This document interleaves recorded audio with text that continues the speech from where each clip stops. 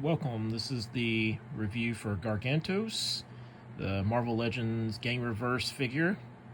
As you can see, it's a big giant octopus with a creepy big eye. This eye is completely posable, so you can move it down. It's very realistic. You can adjust the eyelids up, down, side to side. Very creepy. And you can shut it. Like he's barely awake. Like he's really surprised. He's kind of annoyed. But yeah, and these are completely movable, posable. All this. It's not what you would think about as a standard figure. I didn't know a whole lot about him, and there's not a whole lot to really say about him. He did appear in Doctor Strange's Multiverse of Madness, but he was kind of more of like an orangey brown color instead of this green. So just to bring this thing out full scale, this thing is huge. Absolutely huge.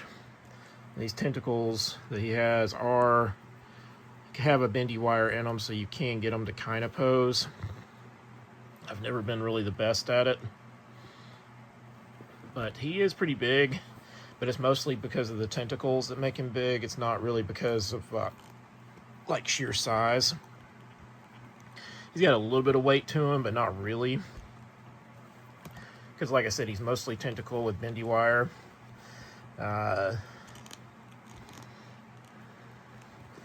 Earlier I had him posed as like eyeball was up in the air and the legs were down, like he's walking around like a spider.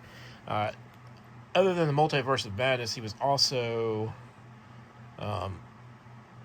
from Namor, is where he's originally from. He belonged to Emperor Naga of Lamore, or whatever we want to call the Lamore, the city against Atlantis, and it was like a one-off type deal where Namor or Submariner, whatever you want to call him, defeated him. So this is where Gargantos actually came from. He had a different name, but it was like a copywritten name, so they couldn't use it, apparently. So they just called him Gargantos instead. So I thought that was kind of interesting, that there was this whole back thing about the name. So yeah, this is where you're going to know him from. There's not really any real accessories that come with him other than this spiky eyeball thing that he throws or whatever. And these are pointy.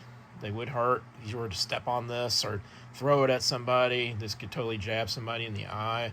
So just be aware these things are, even though they are plastic, they are very pointy and sharp. So that's something to be very aware of.